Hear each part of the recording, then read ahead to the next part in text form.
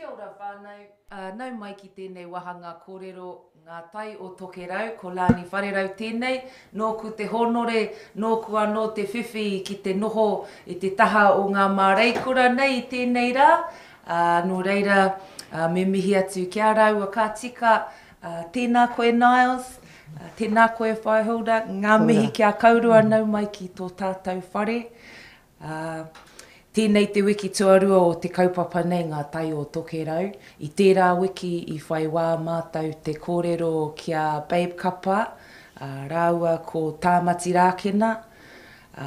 Hara mai te āhua o te mahitahi a te teina me te tuakana ne. Nō reira koina hoki te take ko karanga mai mātou kia kaurua kia tau mai ki roto i tō tātou whare i tēnei ata. Nō reira tuatahi mai, e tae koe te hakamāramatu ki te whānau, nohea koe kōwai o tūpuna wera kōrero. Ai, kia ora Lance, kia ora. Mea tuatahi e mihi ana kia koe, e mihi ana ki te atua. Nāna nei te mea kato, te timatanga me te whakamutunga. Ko waiau, ko Nyze menu ahau, e ori ahau no whangaroa. E kai tono ahau no te rohe o whangaroa me te tai tokerau katoa. Tōku tūpuna ko Hawawe tōku rangatira, e puta mai a tupe me tōku pāpā, ko taku whānau, te puata whānau no matangirau, ki tāo tōku māma, te whioki whānau no rāhiri. Rino, tēnā koutou. Tēnā koe, Nyze. Hai, tēnā tātou, kia ora. Ko Hilda Halkyard-Harawira hau, he karani, he kaiako, he kaihoi. No te raroa, Ngāti Whātua, te aupauri. Ko taku māma no whangapē no Ngāti Haua ki te raroa. Taku pāpā no Ingarangi, engari whakaro au mo tēnei pātai. Te nuinga o taku oranga pēa ka noho ki te taha o taku hoa rangatira, a hone Harawira. Ko au tira. Ai, me tana Waimarie anō hoki, ne whai. Ai, i tahi wā. Well, tēnei te mihi kia kaurua mōheo ana tātou he roa, he tawhiti te haere i tēnei wā, te mea ko haukoti tō tātou huarahi i konei. Tērā pia tuatahi, e hakaroa nau he wā tuatahi tēnei mō ngā wāri Māori, kia tū he wāri Māori roto i te tai tokerau. He aha te mea nui e ngā kaunui tiana e koe e kaurua rānei, ki te tū i roto i tēnei o ngā kaupapa hei māngai, kia tū hei māngai, ne, mō tātou o te kāinga.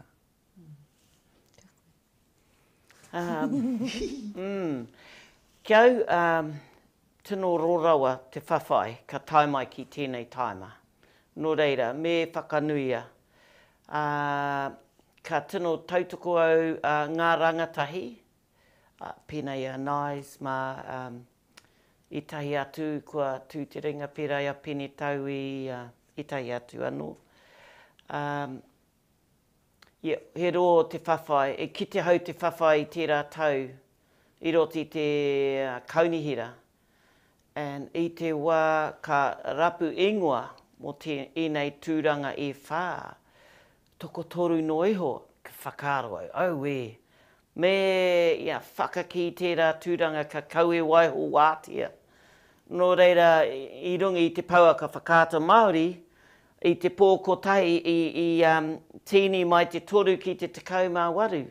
Hari ko au. Me pakanga tātou mō ēnei momo tūru. He tino roa te whawhai, me pakanga. Koina. Te pai hoki o tērā kōrero whaia, tērā pia kāre te whānau e mōhio ki tērā āhua, ne? Kei reira ngā tūru e whā. I roti te pōtitanga, ma ia tangata e tuhi, ko ai te mea tuatahi, tuarua, tuatoru, tuawha. E tuanau ki te tao o tēnei rangatira. Ai, he rangatira. Ai. Tino nui te aroha, kia whai a Hilda. E tū ana au ki te whawhai anō. Ki roto i tērā wāri, ki runga i te FNDC Council, e mauria ana au te karanga o mātou iwi ki runga i tērā tipu. Ai, ko tēnei tērā e tū koutou ki te hurihia ngā take katoa ki te taha o te taha Māori. Ko tērā te take. Ka tika hoki, ne, ehia nei ngā tau, ko ki te mātou, ngā whānau Māori, ngā marae katoa o tēnei rohe, ngā mahi hakahaere a te kaunihira, e he ana. I roto i ngā āhuatanga, e ngā kau ana kia tātou te iwi Māori, ne, he pokatikanga ētahi wā i roto i ngā mahi hakatūtū whare. Nō reira, he nui ngā kaupapa. Kei mua i te aroaro a te toko whānei. Kia kaurua, he aha ngā mea e whā, ngā mea nunui kia hakatikangia e ngā kaimāngai Māori roto i te wāri Māori nei. He aha ngā mea e whā, kia kaurua ngā mea... Koau? Te mea tuatahi, ngā tangata, e tū. Te mea tuarua, ngā huarahi, me te tai ao, te mea katoa. Te tai ao, ngā wai, ngā moana, e titiro atu ki waho, tino pauri te tai ao, tino pauri te tangata. Ki te ngā kai, e haere tātou ki te supermarket o Pack and Save me, ki New World, ki Countdown, ki te tikinga o tātou kai, e haere ana au, ki roto i te ngahere, ki roto i te moana, ki te tikina ngā kai. Ngā kai o ngā tūpuna. Ai, tērā te kaupapa e titiro ana au. Tērā te kaupapa. Te tai au. Tēnā koe, Nyze. Wow, ai pātai nui tērā. Yeah. Wow. Well, te mea tuatahi, ko tēnei te wā ka hau atu mātou ngā Māori, ngā mea toko whā, ngā mea kōwhiringi e te iwi. So ka hau atu ki roto, e mōhio nau he tino pākea te tuanui o tēnei whare. Nō reira, mea ha tātou. Ka noho pai, hei tauira pai roti tērā whare. Engari kiau, te mea tuatahi kia haka Māori te wāhi mō mātou. Ngā Māori ki roto i tērā kaupapa kaunihira. Tērā te mea tuatahi. Ka haumaru tātou. A mātou ngā Māori ki roto i tērā wāhi. E mea ana tētahi, me ako mātou me pehe te mahi ngā mea katoa i ngā marama te kauma waru marama. Te mahi ngā mea o ako ngā kaupapa o te kaunihira whakaroa tino rorawa tira, toru marama pia, mātou ka ako era āhuatanga. Kia au he maha ngā kaupapa, he maha ngā kōrero kua rongoa, i rongoa ki o kōrero e pāna ki te wai, ki te hokianga. You know, e tahi o aku neighbours ki roto kai maumau e pāna ki te ngau o te moana, ki te rori. Pēra ia mātou i whangapē. He maha ngā kaupapa. Nō reira, pēhia mātou whakatinana era mea. Me ata haere mātou i te tuatahi, kia mōhio hea te tino mana i roti tēnei wāhi, kei hea mātou e. Engari, he me hau. He me hau kia au. So, he mahanga me te ako, engari, kāre noho mātou ki reira, hei teko noi o. Tērā te menui. And ki te hau atu ngā mea e whā, ki roto, he tino mahinui, kei mua i a rātou. En ka kōrero kia tātou anō, ko te iwi Māori, rima te kau mā rima pai heneti o te heku, ngā tangata Māori. O reira, kua taiti wā. Kua taiti wā, kia hakaori te mana, pērā i ngā kōrero o te tiriti o Waitangi. Tēnā koe whā. He wāhi pai tēnei me tērā kōrero hei hakamutunga mō tēnei wahanga tuatahi. Ka hakarongo mātou ki tētahi waiata, tahi ka hoki mai. Me te kōrero, i hihian hau te kōrero, i mea mai koe e pāna ki ngā tikanga o tērā whare, te kaunihera. Nō reira, kia hoki mai mātou, hihian hau te kōrero, kia pēhea hoki tātou e hakarite ai wā mātou pepa katoa kia tae tātou te haere ki te whiupōti, ki te tautoko i a koutou. I te mea, he tikanga anō tērā, te whakarite i tērā taha pōti. Nō reira, tēnā kaurua. Kia ora.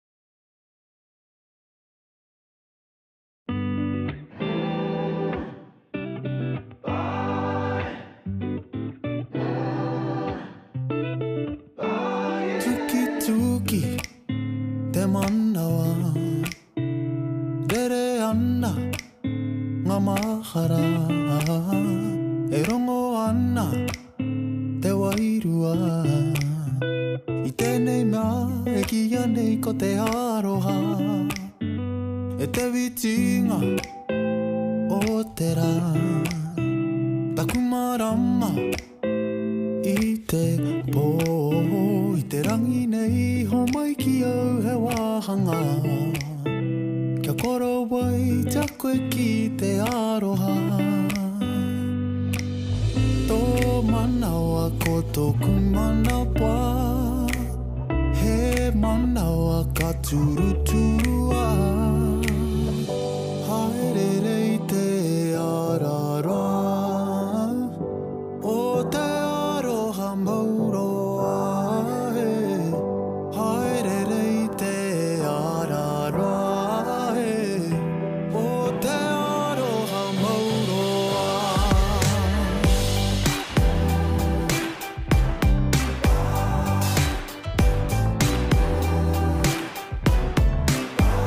Meko hine, ruhi koe, kori kori, rire rire, nana rai tu te ataha para, e te hina tore whita aho maira. Tō manawa ko tōku manawa, he manawa ka turuturua. Haere i te arara, o te aroha mauroa, he. Haere i te arara, o te aroha mauroa, he.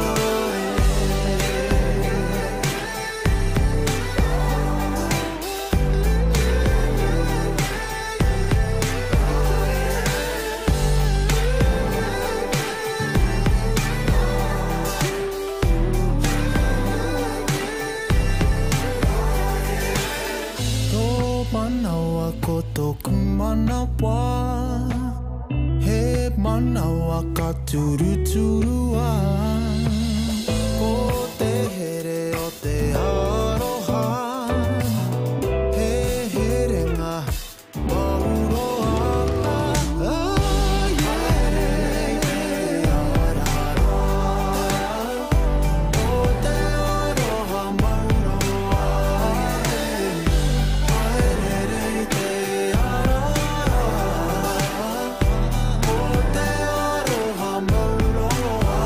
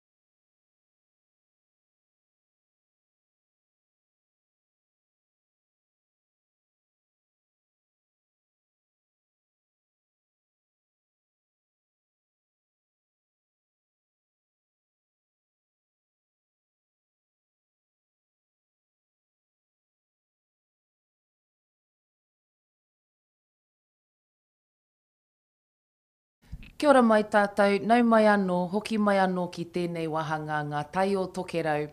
Today I'm privileged to be here with Nyze, Manuel and Whai Hilda Halkyard-Harawira. We just heard about the journey and the reason that that our two Māori kura have decided to stand in this round of the elections. Whai, I just want to touch on something that you spoke about in our last break, and that was that something happened in the last 24 hours. Hey, and I just kia maramatu ki te whānau, you know, so our whānau can hear. So Māori TV said, that only 3 had applied for 4 seats in the Far North District Ward, and it might have been Moko or Tepani saying that's very distressing. You know, so anyhow, overnight it went from 3 candidates to 18, which is really good. So people responded to that pānui from whakaata Māori. And that's awesome. I don't know if everybody knows that. And just goes to show the timing, how crucial the timing is now, and how everybody jumped to I don't even think action. I would have put my name in if I hadn't heard that. You know, I was quite happy just to see, you know, who would come out thinking there would be quite a number of candidates. And I think, well, my name was up there, and when Moko put that karanga out to everybody, you know, hara mai. I mean, seeing all the names go up, just like Whai Hilda said, over a 24-hour period. Oh, you put your name in too? Mine was there. Oh, it was already there. Oh, you were Moko's one of the and- 3. Yeah, there was me, Moko and Diane Rogers at that time. That was on the list. Oh, neat. And I was like, come on, team, where's everybody? You know, sort of, where is everybody? And then it all appeared. And then I was actually really happy because it goes to show that our people are now engaged. And I think that's the important part here is Māori wards has never been in the Far North District Council. So it's a space for us to create a system how we see it as Māori. You know, we've gone in and sat in and listened to some of the kōrero from the mayoral candidates speaking in public forums and stuff. Whew.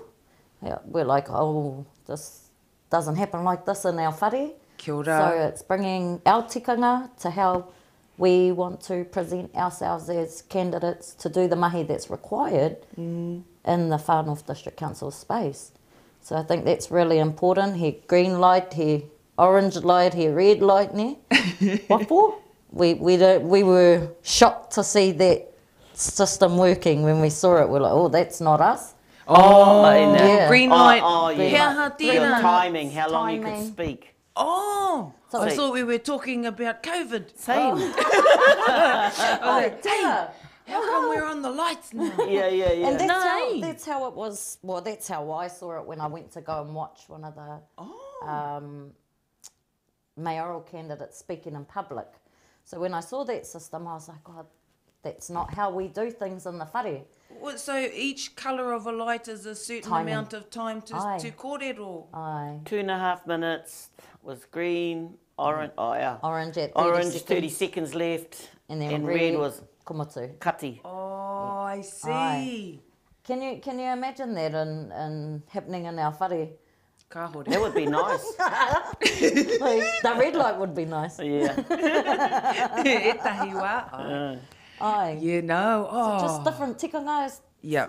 the way things are done. So that really sort of got me thinking on how things are done in this space, just seeing new things being done, I suppose. And how are we going to feel about that in the Māori wards?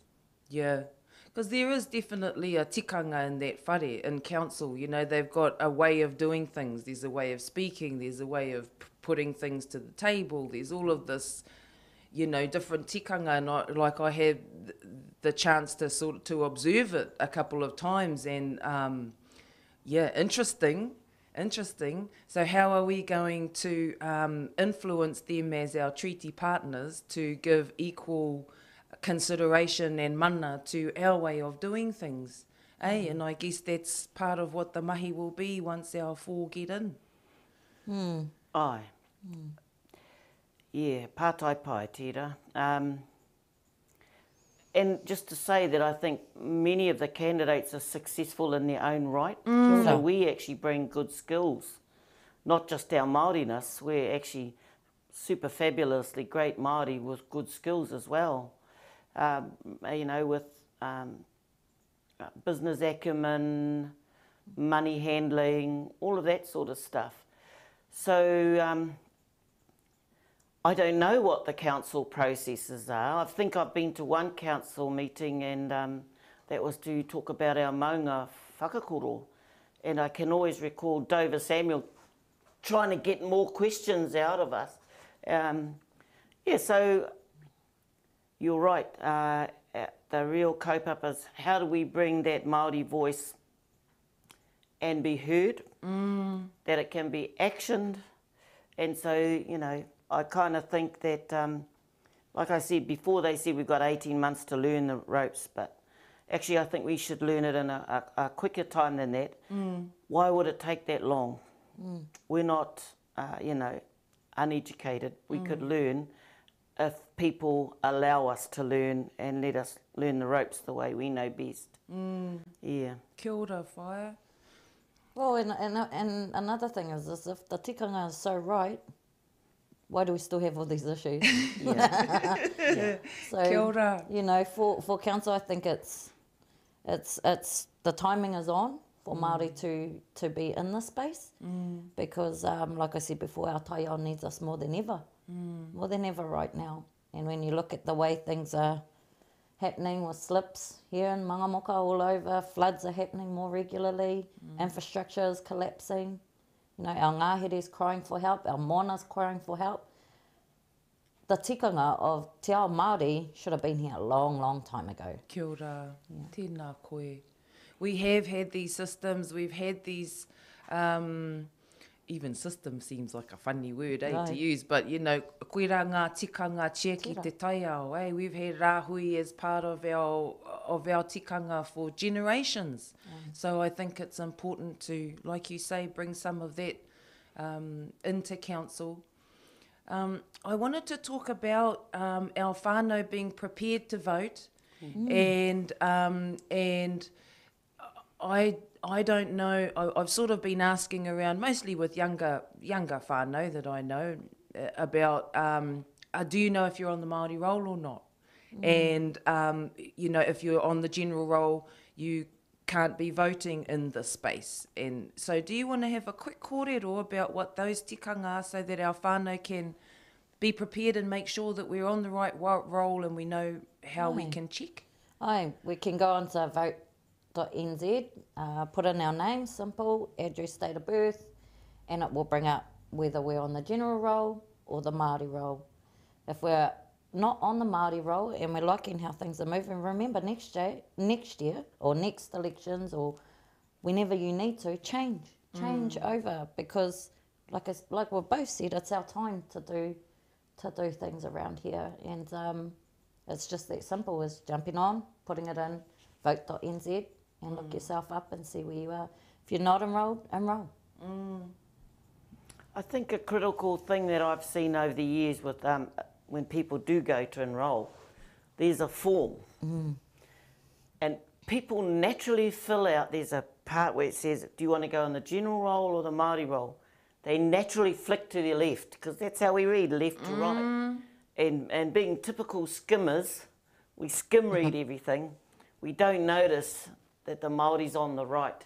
So really check that you're signing the Māori roll. And for anybody, so everybody who's got their envelopes already in the mail, you'll know that you're sweet. But if you haven't got an envelope to your address, then you know something's up. And I know in past elections that people have been called, what do you call those ones? Transient. No, they've been there for 30 years, but their votes are something it hasn't been confirmed. They've lived in the same house. I can't remember what they call it. There's a special tag they give for your name. And so your vote doesn't count because you didn't confirm it. You know, anyhow, long story short, you can give a special vote, be prepared that it will take a long time. And you were saying you can only special vote in 3 places? Yeah, Te Ahu Centre, Kirikiri, and Kaikohe.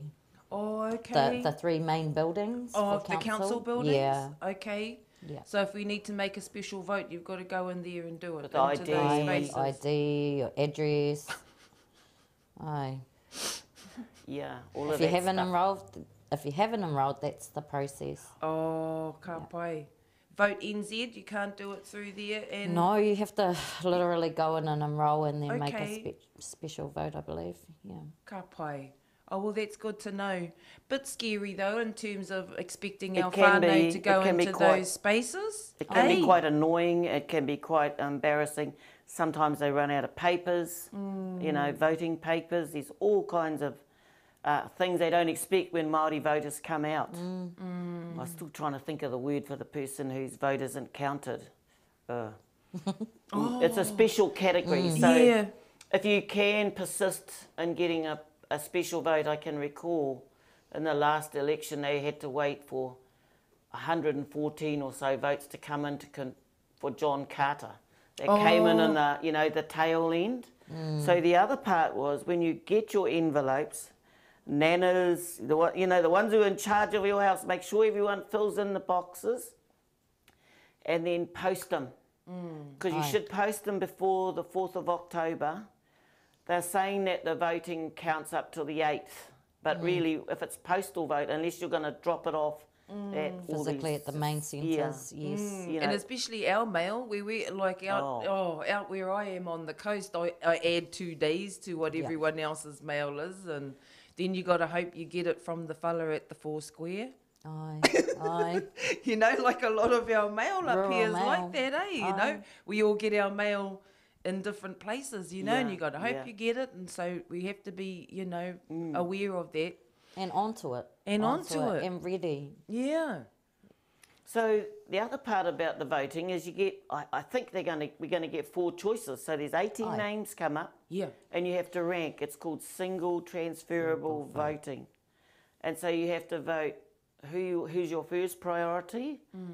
And so you give them 1, your second, third. So there's a four team in your waka, 4 people in your waka. You've got to rank them, and then they add all those up. They've got some crazy system about how they tally all that up and who's a clear winner.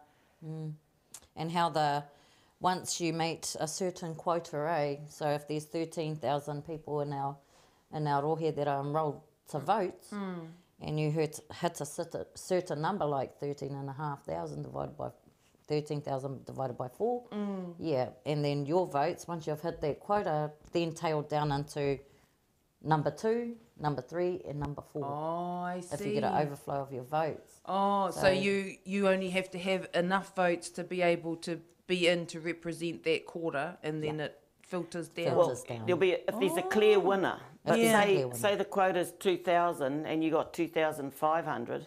Yeah. Those 500 votes go to the next person. If they don't need it, then it goes to the next person. third person. It's a bit of a crazy way That's of voting. weird, eh? Yeah. Aye. Oh. And they still have that first past the post down in Whangare. Whangare. And ours up here is the single transferable I don't know who vote. voted for that. But. Awahoke. And the other issue is you got to have 4 Māori ward candidates. Because I asked last year, will there be 4 separate areas? You know, because you wouldn't want 3 coming from Kaitaia. Kia ora. You wouldn't. You'd want fair representation. And they said because Māori haven't had a chance to be consulted, because this has all happened within the space of a year, that would need to be figured out in the next 3 years. Me hui hui me ngā Māori, you know, kei he ngā takiwā e whā. And I mean, they say there's so many voters. So each of us should have 6,000 voters to look after. There's about 24,000 right across from Tōwai North. But so we'll have to sort of, listen to me, I already considering I'm in there. You know, because you are. Yeah, we'll see. And, How we roll. you know, those 4 will need to work together Aye. as Māori, because we're going to hopefully we're going to do things differently. Yeah. Not going to follow the same old track. And how do we make sure that people's issues from all around, you know, there'll be some that are always the same, might be about rates or rate rebates or water, whatever.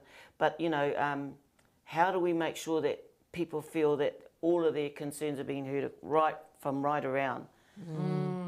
Kia ora. So we don't want three of us all going to solve the issues of whangaroa and there's just one left out for the, you know, stuff like that. Kia ora. So there's an evenness. Yeah, Matua Babe said the same thing last week. He said, you know, we have to remember what our tikanga and our haputanga is about. So he said the same thing. What if to get in from Kaikohe? And then he said, am I going to go up to Te Kao and tell those people, well, you know, that's his whānau. Well, but he could. He could, yeah, he could.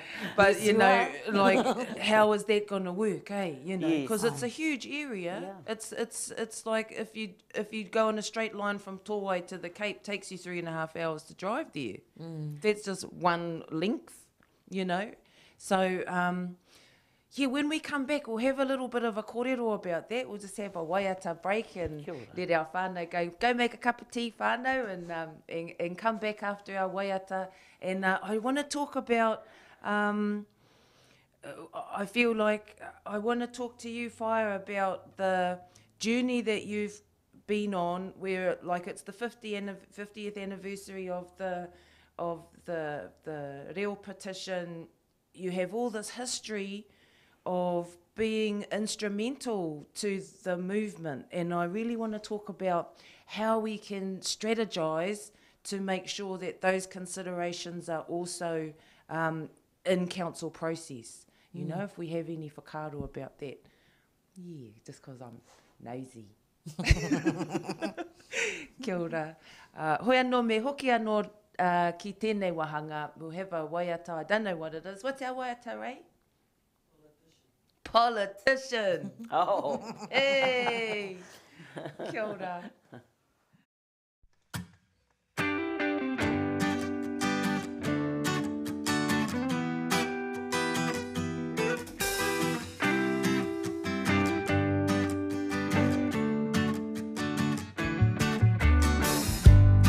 Patai kauno au ki te whenua e takoto nei mapuna ake ana te mana hau I te manawa e kakapa nei kia whakairihia koto manawa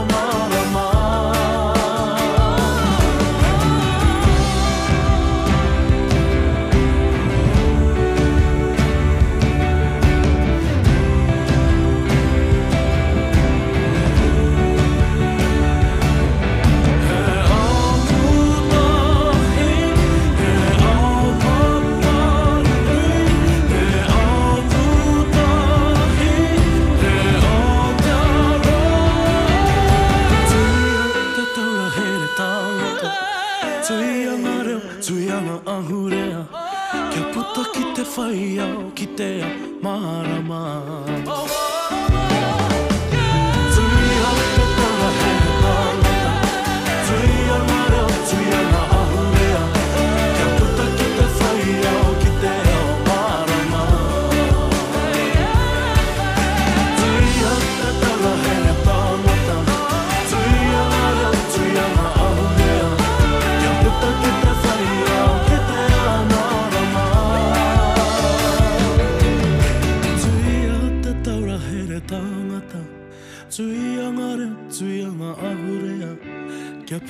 te whai au ki te ao marama.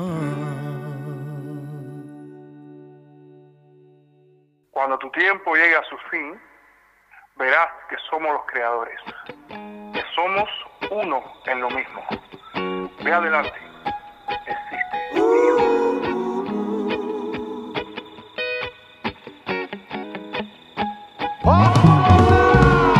Ka moera, ka mate noa, ke raro koe putu ana. Me he ara ano he whai, he haka ka I kore ai. Ka tipu, ke te tipu. Ka tipu, ke te tipu. Murana ke ta whiti, mo te whakapoke he kora kore. O ke a ururotia, he haka ka I kore ai. Ka tipu, ke te tipu. Ka tipu, ke te tipu. He kōrero kua kaupare, kua mukua kua haparu. Nā mātou te whenua, e iho mapumau. Toi tu te whenua, whatu ngaro ngaro te tangata. Toi tonu ana, ki te karauna. Toro mai ko te ringa āwhina, te manawa mana ki e. Ko tuku kōrero ki te Pākehā, ko hae a te tākere. Ka tipu, ke te tipu. Ka tipu, ke te tipu. Ka tipu,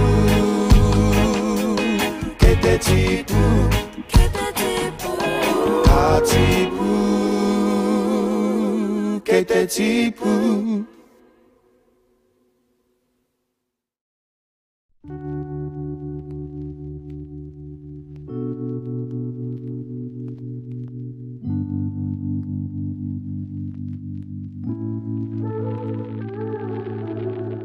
Maringi ana ngaro e mata, ngaro haere te aroha. Whakaharawa te tinana, kua rerehu koe.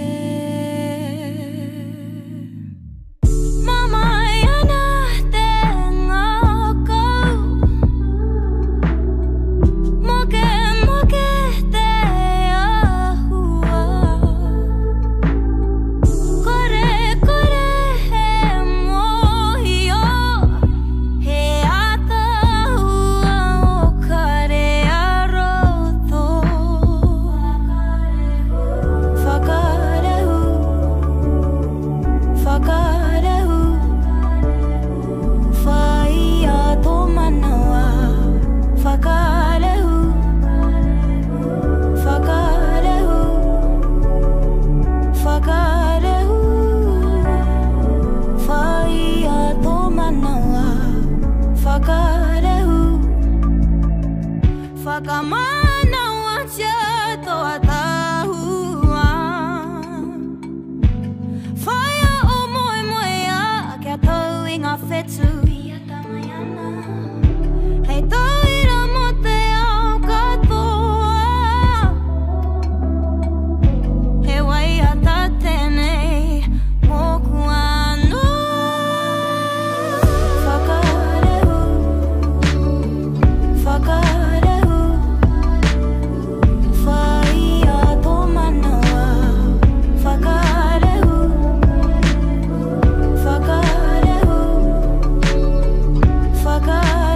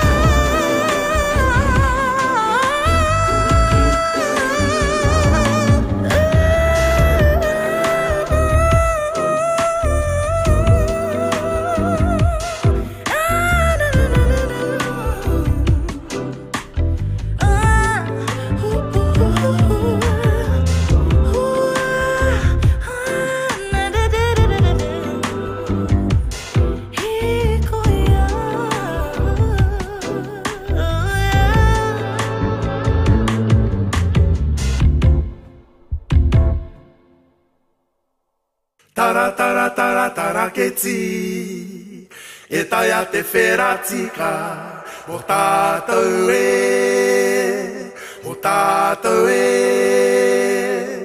tara tara tara tara keti e tai a te wheratika o tātou e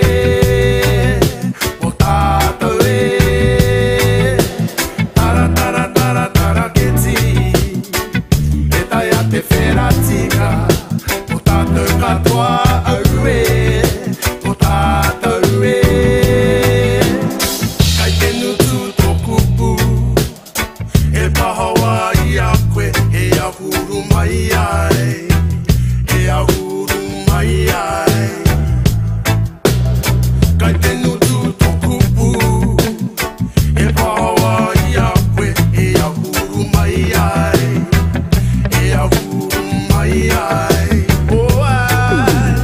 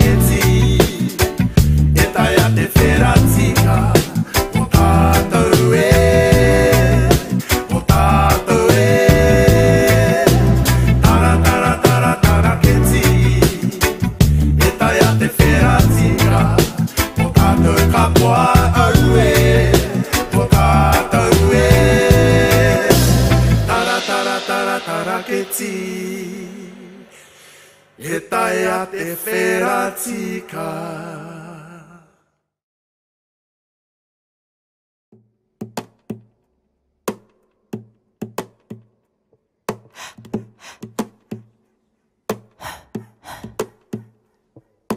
Tērā te karanga I te rangi Te manu tuia Tui tuia Tuia I runga Tuia I raro Tuia I roto Tuia I waho Tuia te here tangata Ka rongo te poka Rongo te o Haunge huie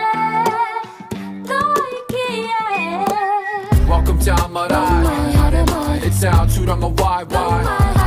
It's the place where I'm from, the place I belong, the place where my ancestors roam. Welcome to Māori. It's our Turanga Wai. It's the place where I'm from, the place I belong, the place where my ancestors roam. Yeah, ain't nothing like a poor feedy on the marae when you arrive to meet up with another tribe.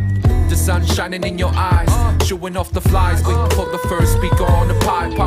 Fire corridor straight from the Mohio, vital life lessons for Tama and Kotiro, but one at a time. First Kamata will speak their minds, then the Manu Hiri will give their reply. No matter what the occasion, whether somebody's passed on, I'm waiting on that just aging. Marae is the staging. This is as formal as it gets. Show aroha and respect for each other. Don't forget a way I talk to your speech, brother. That's sweet cause we all know a little bit of kappa haka. Tribal roots run deeper than you can manage or even imagine. Tapu ass but can be damaged, yeah. Listen directly from your ancestors. They're in your blood. They're in your bones. When you travel to a distant land, you're gonna take a piece of home that'll resonate deep in your soul. Yeah, welcome down Māori. It's our Turanga Wai. It's the place where I'm from, the place I belong, the place where my ancestors roam. Welcome down Māori. It's our Turanga Wai. It's the place where I'm from, the place I belong, the place where my ancestors roam. No matter if you come from near or far, we all know the kaupapa, where your roots are drawn to your whakapapa. Koe te iwi, nau mai anō ki Ngā Tai O Tokerau. We're back with Nyze, Manuel and Hilda Halkyard-Harawira. Ko whaiwa mātou te mahi kaputi, and we're back in the hot seat to have kōrero about this election in a Māori ward. It's the first time that it's happened here in Te Tai Tokerau. All of the footage, all of the reading that we've done says that they're looking to 2025. There's no kōrero after 2025 though. So they're talking about this campaign, eh? And what's interesting is to think about our rangatahi, our taiohi, and a question was put to me in the break: how do we encourage our young people to get into this process and to vote, and why should they? Because, you know, it's been something that older generations participate in, local body politics. Even down to the fact that if our whānau at Whakaata Māori weren't onto it the day before to tell us that only Nyze and 2 other people had signed up, there wouldn't have been that rush at the end. So how do we encourage our whānau, particularly our taiohi, to engage in this process? I think the way that we make them engage in this process is connect the process to what matters to them. Kōrero around, you know, those bombing spots that we go to as rangatahi that we grow up knowing what the condition of those are now, you know, and a lot of us are hiding those spaces away now. They become our special whānau spots. Hunting is another one. You know, our tamariki grow up as kaitiaki and alongside their papa or their mama or their whole entire whānau to go to these annual pig hunt events that happen around the rohe, around the motu of Te Tai Tokerau, and they grow up understanding this. Now, in local elections, local government, it can have an impact on that. It can have a major impact on that, where years down the track, when it comes to their time as to being in this position, is that still going to be available? The roads they drive on every day to get to kura, to get to their friends, you know, those are important, especially when they're not there, as we're experiencing today. And then the connection of technology today. So we all know that we're limited in the space of Wi-Fi, in the space of being able to actually get a reception. You know, so we've got some really savvy rangatahi coming up that can actually be a part of those mainframes to connect our people with connectivity and the skills that they're learning today in kura, in uni. So bringing those skills home and them understanding that what we do today is for them. I as a young Māori, young wahine Māori, can see very clearly now that the issues that I never saw when I was a rangatahi are the issues of today. So I think the more we involve our rangatahi to engage at an emotional level and an emotional connection, that they're going to say, hey, well, we can't just go down the awa and get our tuna anymore because someone made a law about it. So we have to have their voice in there because it is going to affect them. Kia ora. Tēnā koe, Nyze. Whaia, you've been inspiring young people for a long time now, and you have been one who's taken a whole generation under your wing as you're in your mahi, as a kura mahita, and also your mahi in the community. You've been inspiring young people for a long time. How do you feel? Well, e tika nei ponona. I think I probably might need to learn. I think I'll set a challenge to do a TikTok. That's what I'll do, you know. Ask the mokos. Yeah. Ask the mokos.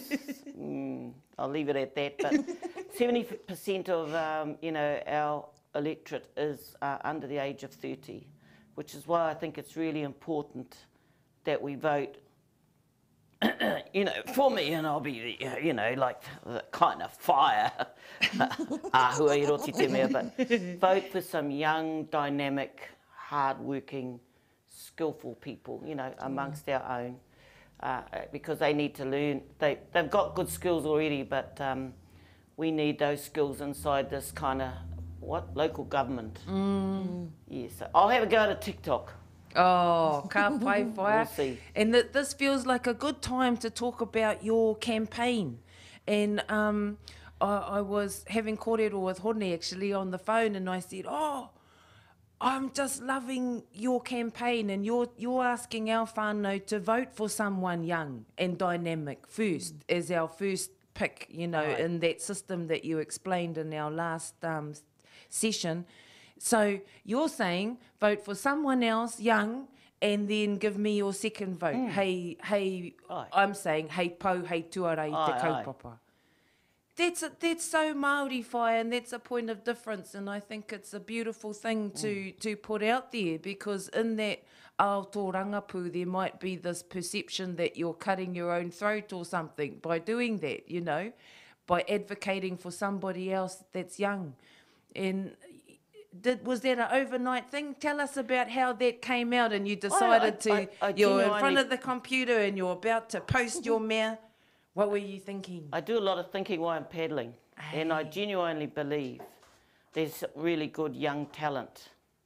And I just really my husband said it was the dumbest thing I've ever done. That's what he told me. Yeah. And I said, and so, you know, he got on my case about it. And then, you know, other people, young people said, we really like that message. Yes. I think, tell him.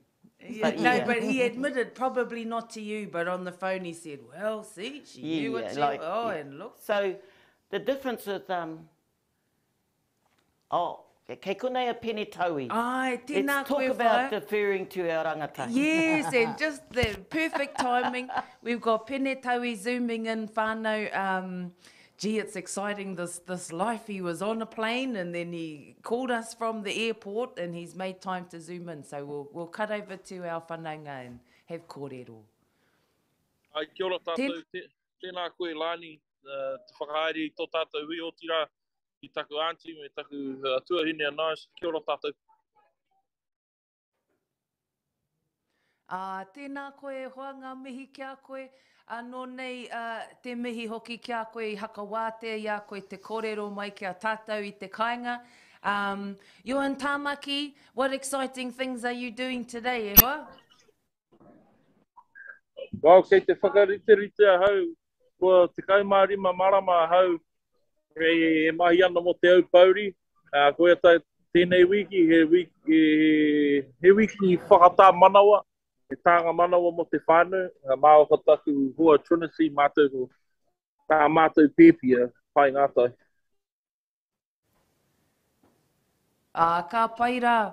E hoa, kua tukuna kētia te pātai ki ngā mārei kura nei, he aha te mea nui e ngā kau nui tia ana e koe kia tū I roto I tēnei o ngā kaupapa I te kāinga ngā wāri Māori.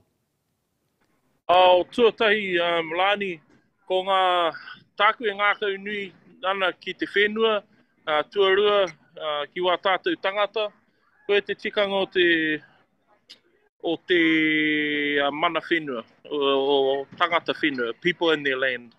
But the first thing ko te mea tuatahi, ko ngā nākui mea tu ki te karere I ngā rā ko tahe ake nei, ko ngā ture kei te whare kaunihera, here tiki ngā punga werewere. Nā ko tā mātou ngā kai kaunihera o ngā wāri Māori, he hau atu ki roto I te rā whare, he timata ki te tahitahi I te whare, kia puta mai ngā kaki pōne, kia puta mai ngā punga werewere I tēnā whare. Oia tāku e ngā kau nui tia. Warau hihia kia whakataimaha I ngā ture mō ngā whānau, hihia ana ki te whakatū I ngā whare runga wā rātou whenua. O tira, he nui rawa ngā kaupapa. Engari taku tino hari, kei konei Auntie Hilda. Ai, ronga hui a koutou, kōrero anu, hea te take I whakaputa e Auntie Hilda, me pōti tuarua mōna, o tā mātou wai maria, māua ko tāmati me Nyze, I pērā wana kōrero. Hari te mea, I kōrero ia ko ai te tangata, me pōti mō wai engari mea, kei I roto I nā kōrero, it's young and dynamic, so I think probably us, tāmati, myself and Nyze, we all fit in that category. E tika ana. Hoi anō, he atāhua te kite I tērā āhua, tērā tikanga kai wainga nui a tātou o te Tai Tokerau, I roto I tēnei kaupapa, I te mea ko te pono, ko te tūturu, ko te aroha tēnei. Engari, e mea nau ki tō tātou whaia, e tika ana kia uru atu ia I roto I te toko whāra, hei tuara, hei pau o te kaupapa. Nō reira, kia koe e whaia he pātai au ki tō tātou tūngāne? Mihia te kia koe Penetaui, harikoa ka whai taima koe ki te hakatā, ki te taoto whānau, ki te harikoa tō wahine, ka harikoa ia te tautoko ia koe I roto I nei pōtitanga. Nō reira, nā mihi.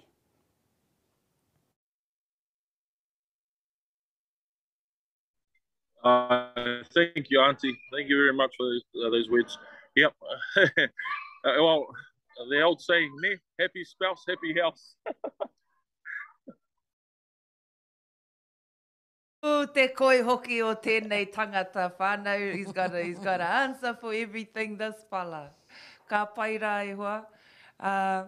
Nyze, ko koe hoki tētahi o ngā dynamic young people nei e kōrero ana a Penetaui. Anō nei, ko te mea pai I rongo ana kia kaurua e kōrero ana mo te tai ao, mo te mana whenua, mo te mana tangata. How will we be able to influence the way we touched on it a little bit earlier, but you know, tērā tikanga o te kaunihera o tērā whare. How are we as young, dynamic or how are you as young dynamic Māori going to influence that space? And have you had any thoughts about how that system might work better?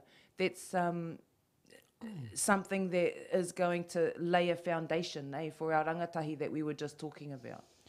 I think we're already making way in that space. Myself and Penetaui actually sit in some critical roles today already, with the mahi of the kāinga, the mahi of the hapu, the mahi of the iwi. So we sit in critical spaces like, I'm the chair of the Northland Conservation Board already, so we get to sculpt the way central government is actually going to impact on local government. So we're already sitting in those spaces because our leaders that are currently there have moulded us into this space. So like when we're sitting at the marae and we're not allowed to go out outside and play with the rest of our cousins and whanaunga, you know, at the age of 5, 6, 7, 8, we had to sit down at the feet and listen to our kaumātua, kōrero, kōrero, kōrero. So I think we're groomed into the positions that we're in now. I didn't know it back then, but now I understand it. Now I understand it, that we actually have been raised in the realm of politics our whole entire lives. And even though we didn't like what we were doing, what we were allowed to do and what we weren't allowed to do back then, I get it now. And having the rangatahi be a part of that is very critical the whole entire way, the whole entire way. For instance, for example, you know, so I'm part of a rugby club over in Kaiō, and the rugby world was predominantly he Pākehā on those boards. And when I got there as a wahine and the chair of the president of that club, I saw no space for our rangatahi in there, like at the space where the decisions are being made for them. So I created some seats for them to sit and actually you tell us what you see, because sometimes our minds are so focused on getting it right that we forget about what's advancing, and the kids are like bang, bang, bang onto everything. So they keep us sharp, they keep us honest, and if they don't like what we're doing, at least they can tell us, because we're always focused on what's doing right for them, what we can present for them. They need to be there to tell us themselves too. Kia ora, tēnā koe. I think that's really important, really, really important for them to be involved. Kia ora. E Penetaui, Nyze just spoke about being groomed and, you know, being fashioned for the mahi that you're doing. You're now at Te Aupauri, you have a position there, and I'm thinking the same thing when Nyze is talking about being on the conservation board. You're also in a position where you'll have mahi with your whānau and hapu, and there's a lot of work at that iwi level. So how do you think that your upbringing, the position that you're in now and where you're going to with this kaupapa is going to best serve our whānau? If, you know, mena ka tū koe hei māngai mo te iwi. Well, I guess probably given it's local government, the answer is in local, and really how are we going to best serve the whānau and the Tai Tokerau? At the end of the day, they just want people who are responsive, and they want people who are staunch, and they want people who act quickly. And I've heard a few potential mayors saying, oh, if I'm the mayor, you will be working, blah, blah, blah. I said, if you're the mayor, you'll have absolutely zero authority over us for Māori councillors, because we're overtly Māori, we're not exclusive, but at the end of the day, our responsibility it's not to the garden variety people of Kerry and Paihia and Te Haumi. Our job is to be totally devoted to those who put us in that position.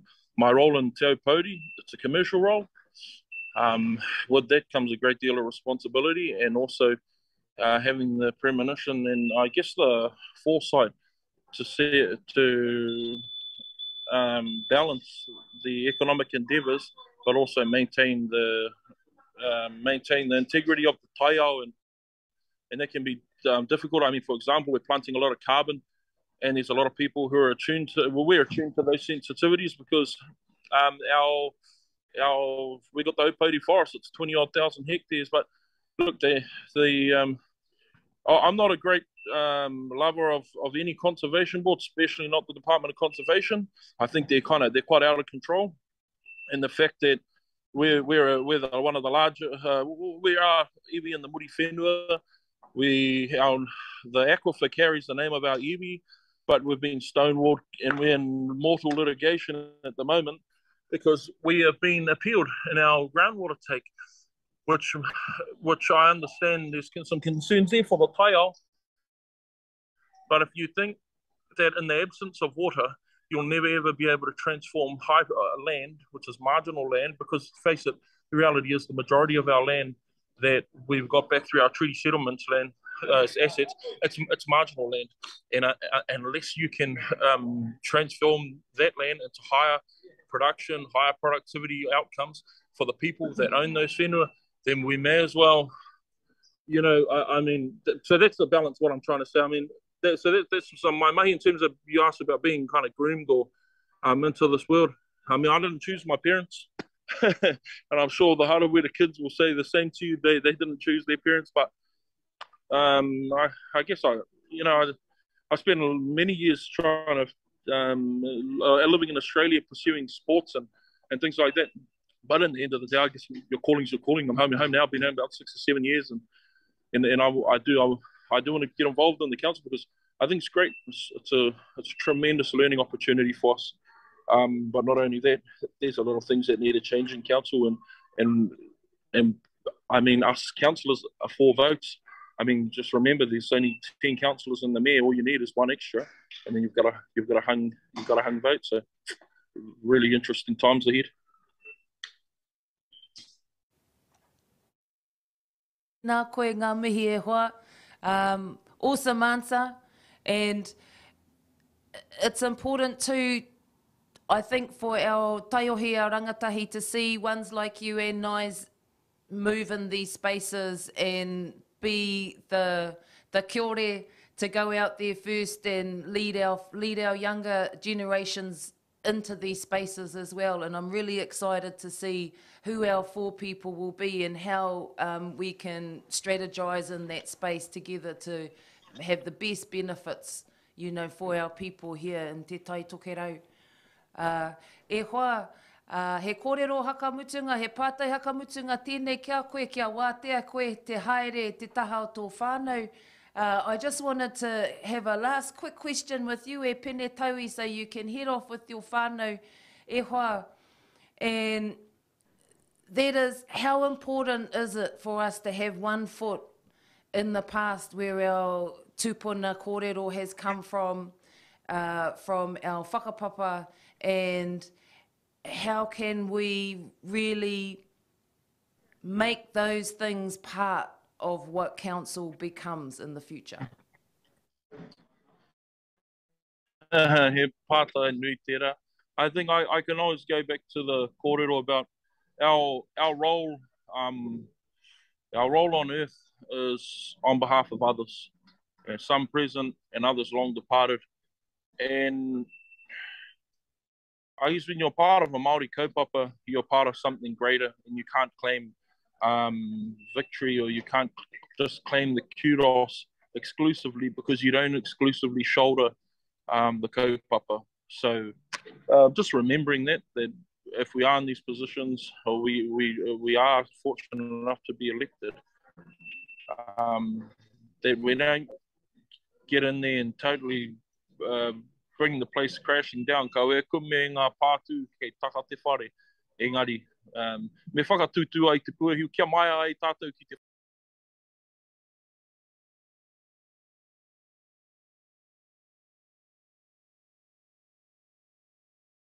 Tēnei te mihi atu, kia koe o tira, kia koutou tō whānau, kia pai te haere, haere ora ai, hoki ora mai ki te kāinga, me ngā manaakitanga ki runga i a koutou. Tēnā koe Penetaui. Tēnā koe, kia ora tātou. Oh, well, pai Rawe. tira, hey. Pai What tira. an answer. Woohoo. Our job on earth. Oh, Chad. Wow. Rawe. Engari e tikana. Hey, tikana. kai roto I te whakapapa tira arero ne. Ai. Miharo. Me te hakaro anō hoki rangatira katoa. What's it like, Whaia, for you? You know, like we've talked about you saying, ko koe te tuarua. What's it like to be at this stage now of being part of teaching all of the whānau that are close to you up there in Te Heku, but there are thousands of us who've been inspired, you know, by exactly what Penetaui was saying. You know, kia tutu te puehu engari kaua e kukumene ngā pātu o te whare kāhinga. But you've navigated those spaces for so long, Whaia, and in a sometimes passionate and strong way, and a lot of the time too, quite graceful actually in the way that you navigate these spaces. What does it feel like for you to be paddling out there and decide you're going to stand and you're going to put rangatahi out ahead of you? Pretty normal. Hey, neat. Yeah. Horeka, you know, sometimes, you know, I think about at the start of our kura, you know, we started with zil, nothing, just a belief. And now we've got something like 180 kids and someone younger, a former student, Raukura, running the kura. For me, that's just a natural thing. So, yeah, I think it's just me haere tōna. And sometimes you lose battles. Quite often you lose battles, but even when you lose, I think you still won something. If something is not ready now, it could be in a few years' time. It could be with a different personality. It might work better. Who knows? But losing or winning, to me, it's all part of the same thing. And like, you know, mihi atu kia tautoko, te tuakano ngā reo irirangi o Tai Tokerau.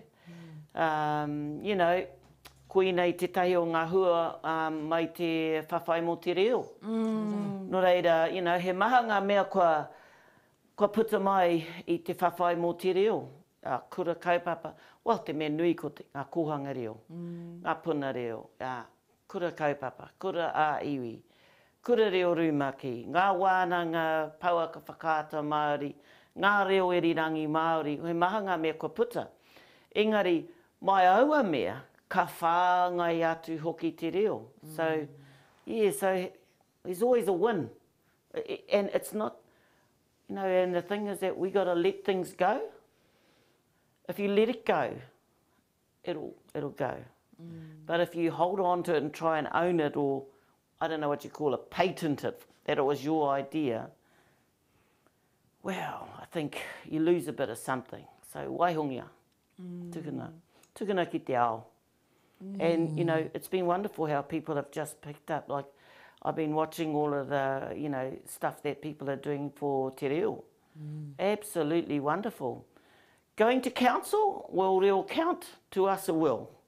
I'm not going to go in there and make a policy about te reo, because for us, as Māori, that's just something. We're going in there with our Māoriness.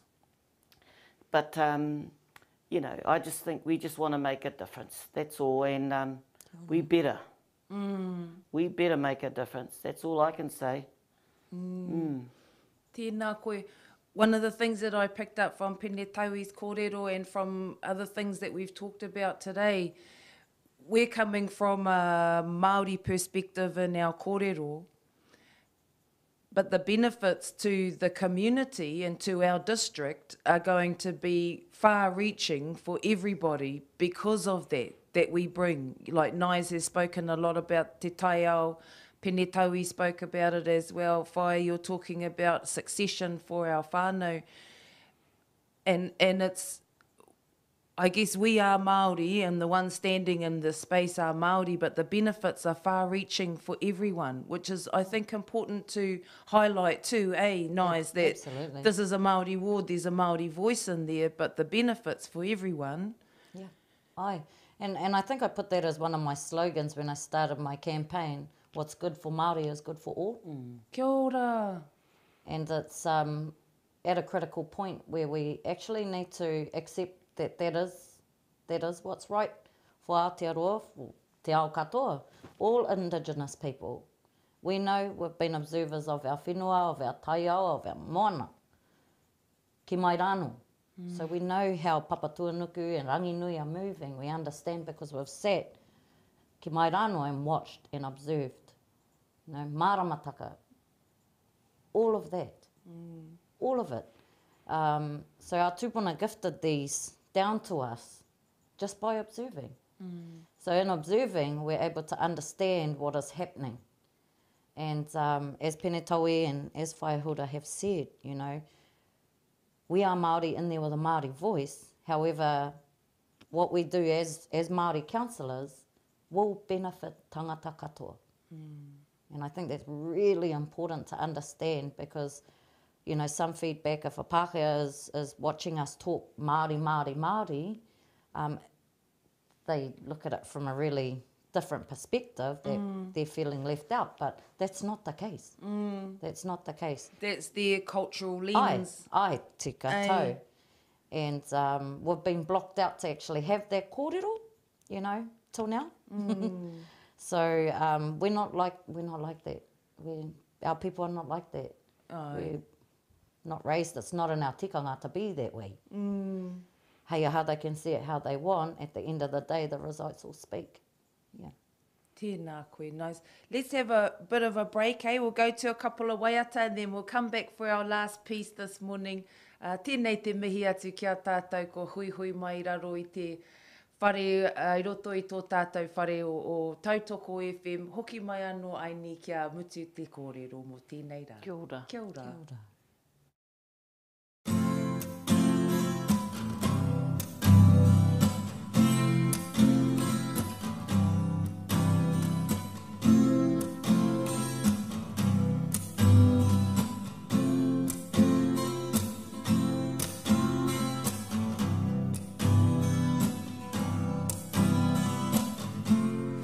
Era ngā maunga, ka puta ngā puna,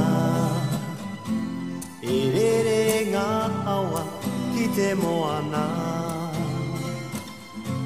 Te wai ora mō ngā mea katoa, e rere te wai ora e.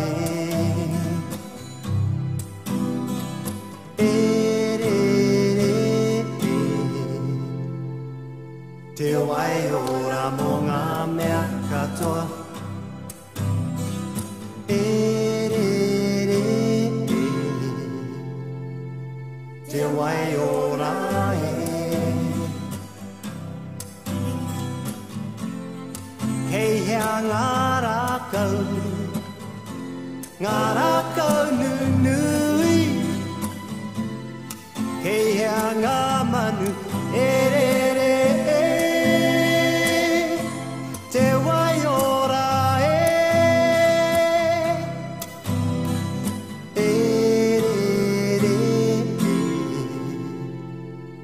Te wai ora mō ngā mea katoa. E re re e. Te wai ora e.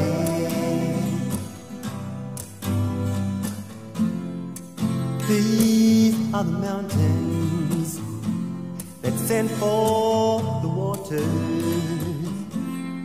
flowing on down to the sea, a source of life for you and me.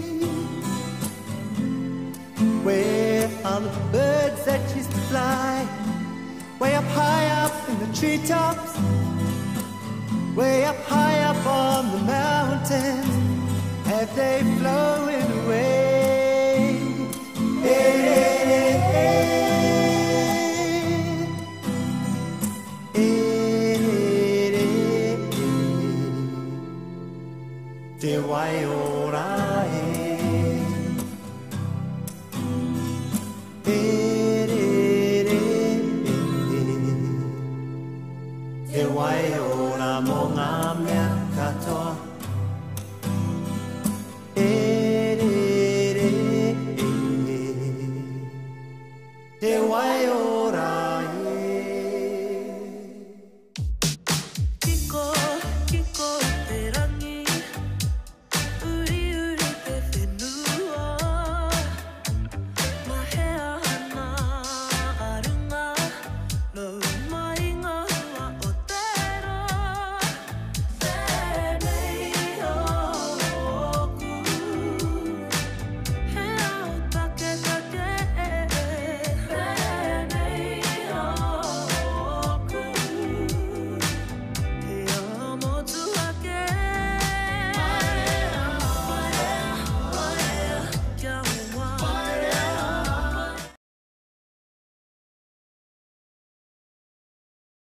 Kei konei anō mātou I te taha a Nyze Manuel rau ko whaia Hilda Halkyard-Harawira.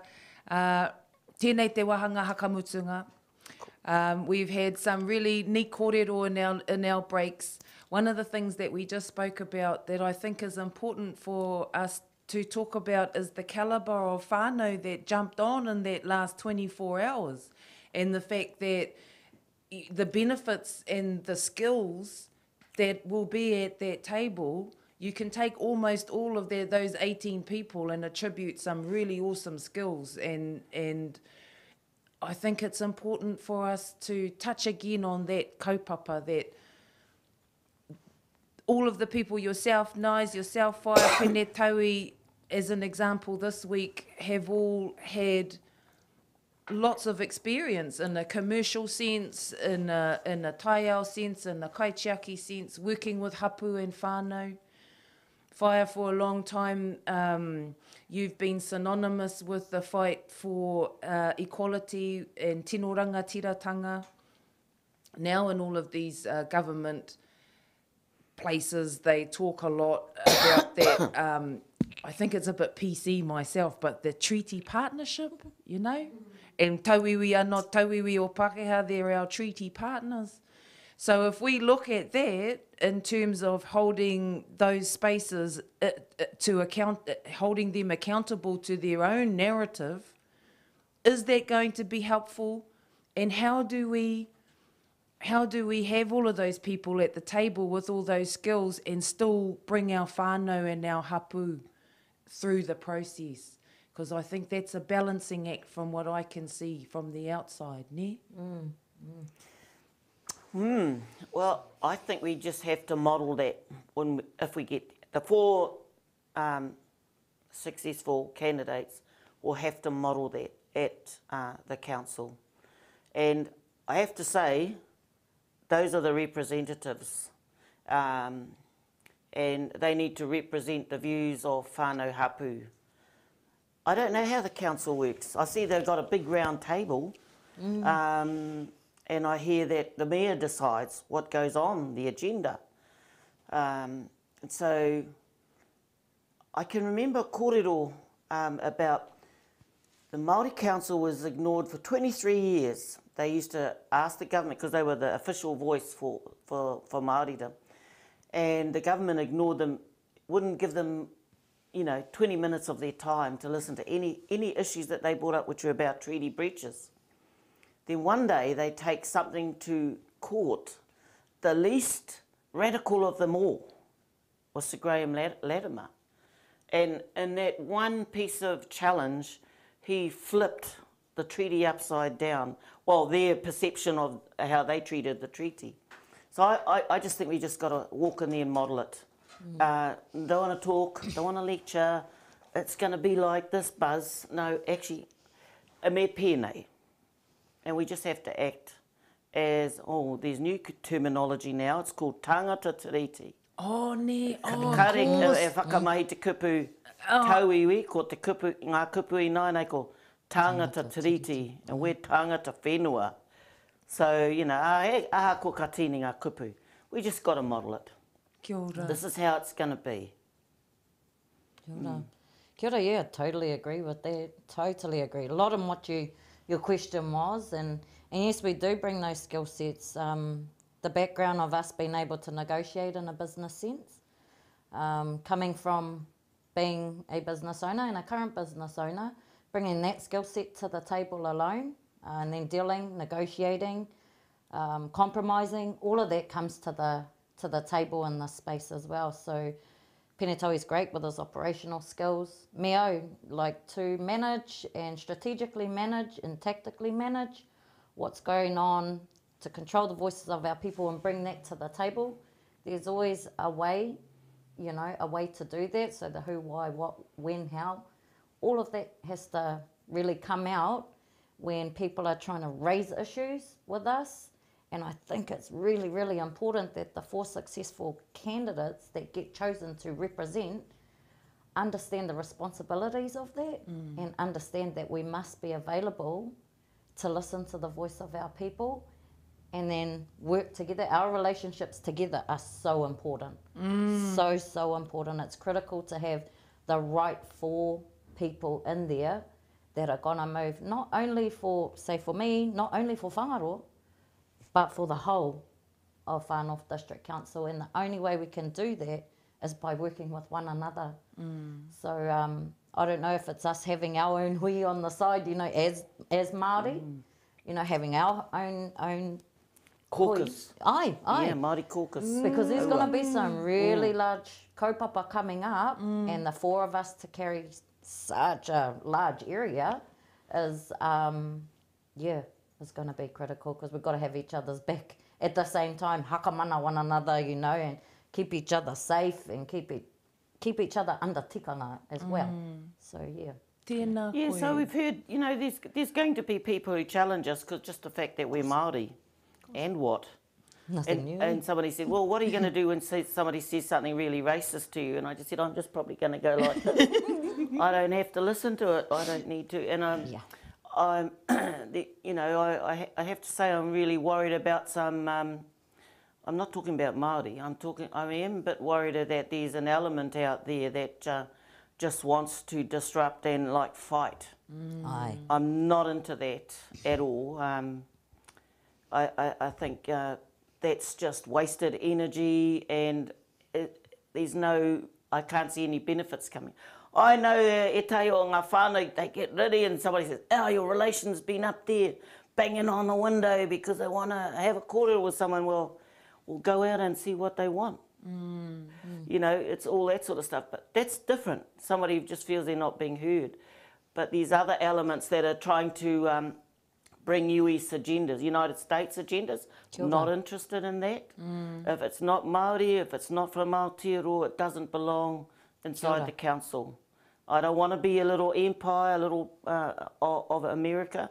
You know, Aotearoa has their own way of doing stuff. Kia ora. So, yeah. And comes back to what you said, tangata whenua and tangata tiriti, and tangata whenua must always be considered Part first. of the thing, you know, we're all sensible. You know, like part of the Tai O stuff, you know, some people are saying that farmers are to blame, but I still think actually farmers can contribute to the answers. Ask them. We're pretty down to earth, we like to come up with solutions. Oh, I see a farmer out in Otangaroa, I think his name's Jeff Stone. He won the most environmentally friendly farmer just by changing the practices of farming, you know, out of, instead of greed, need, right? So living within our means, sustainable living, you know, which creates kai, which, you know, he's able to handle his herd because he's made it smaller and moves it about his whenua in a really green way. So it doesn't impact our waterways, it doesn't impact the methane that's coming off his cows, and he really, his beef are like beautiful, and so is his meraka that he gets to put out there as well. So we do have solutions if we just work together. And in that instance, I have to say, that's probably something our whānau can learn as well, You know, like I know in Hokianga we have a lot of issues around not fencing off our rivers, our creeks, you know, because that's the way it's always been done. And there's a lot of education that has to be done there too with our whānau. And pūtea. Yeah, and pūtea to do it. And I think, you know, coming back to what you said, our whanaungatanga is our greatest strength. It is. You know, in hapu and whānau, we're on hard times now in terms of even being able to feed our whānau good kai. You know, so in Hokianga we're talking about having collectives of growing and, you know, growing different mahinga kai in different places. I know here in Mangamuka it's been the same. And we're almost out of time, but going back to what you were saying, I think that, you know, connections are really important. Absolutely. You know, tangata tiriti call them networking. They say they call it networking. With us, it's whanaungatanga. Nyze, you had a huge involvement with the Tai Tokerau border control. You're used to responding quickly to things. People know who you are. Whaia the same with you. Everyone knows who you are. So I think that it's important too that there are people that have stood like yourselves that we've seen doing the mahi.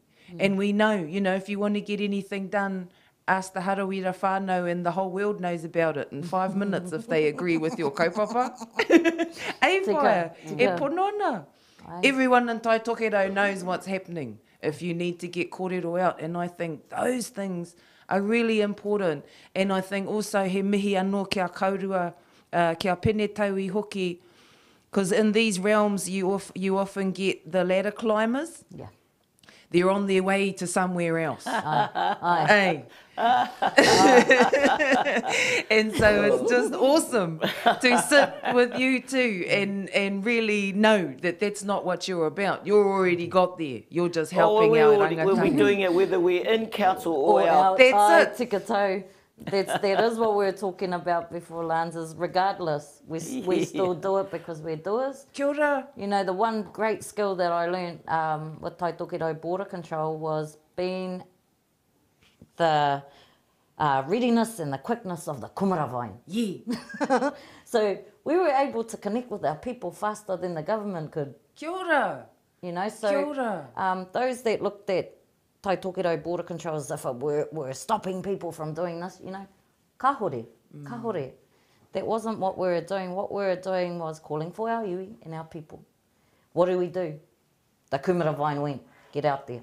Yeah, you know? And the people responded. Aye. And that's it's not the an individual response, you see, it's a collective approach. Kia ora. You know, so I did want to be clear about that our whakapapa and our history of our whakapapa taught us those lessons. Oh, tēnā koe whaia. Tēnā koe whaia. We're in our last minute. He kōrero hakamutunga wā. Oh, well, I wari te mihi atu ki te royal family. Oh, man. Somebody got on my credit card and somehow I got on, we're watching a royal family movie, was nobody in my whānau. But anyhow, mihi atu ki te royal family o Ingarangi, kua mate te kuini. Nō reira ka mihi atu ki tāna whānau, ki ngā hoa tiriti.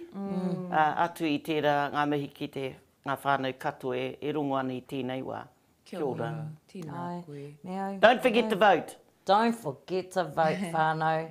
Vote for those that are going to make a difference for us. Kia ora. Kia ora. Tēnā koe. E whaia, you reckon that means we might get our land back now? No. Oh. I was thinking about that succession. No. I don't know if Charles will make a difference, much of a difference, but aua. Hoi noi te iwi, tēnei te mihi atu ki a koutou. I hui hui mai I roto I tēnei o ngā kaupapa. Ngā mihi ki a tātou katoa. Mā te runga rawa tātou e chieki e manaaki e ngā wā katoa, e ngā wāhi katoa.